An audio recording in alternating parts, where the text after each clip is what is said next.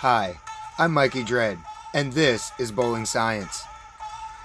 After over 2 months off and suffering tendon injury on my bowling arm, I am excited today to come back to my home at Pinboy's at the beach and learn what it's like to be a two-handed bowler.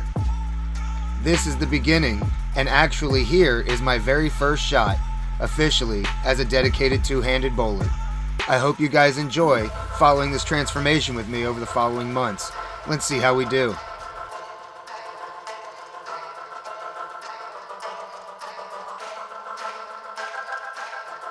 Whoops, looks like it's hands up.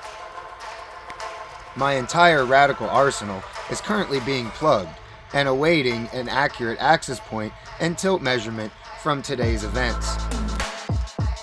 I had a blank ball drilled specifically for my two-handed game, and this ball was actually sent to me in the early stages of bowling science and comes from the Korean brand Swag.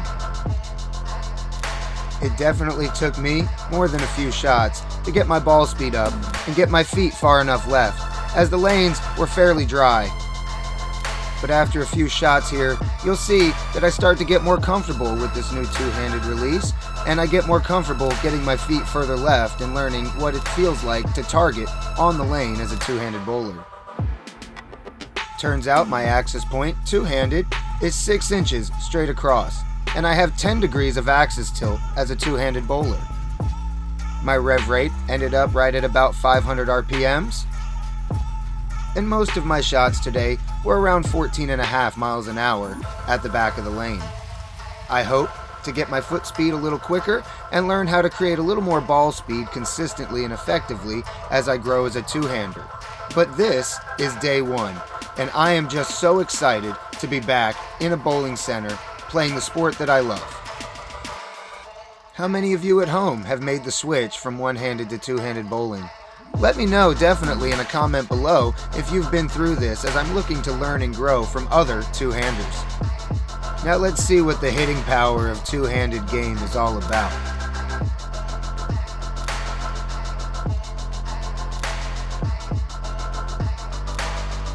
As you can see, the principles of my game two-handed are very similar to what I did throwing the ball one-handed. I like to keep my head low and stay tucked throughout the approach.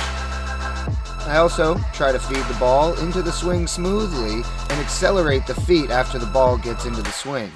This helps create tempo, timing, and power at the line.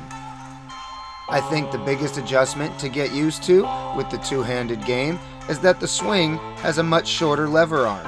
So, to have the release down close to the lane and deliver the ball into the lane smoothly, it does require a little bit more flexibility and more attention to body position. Taking everything that we've learned here today, I'm going to go re-drill my entire radical arsenal and come back to the lanes loaded with a new set of layouts and bowling balls to learn what two-handed bowling is all about. I want to thank everybody for watching today, and make sure you click down below to subscribe to Bowling Science.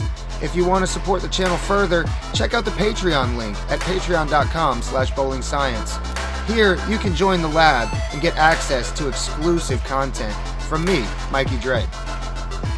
As bowling opens back up, share with me your bowling stories. I'd love to see everyone's first strikes. Until next time, everyone stay safe. This has been Mikey Dread from Bowling Science.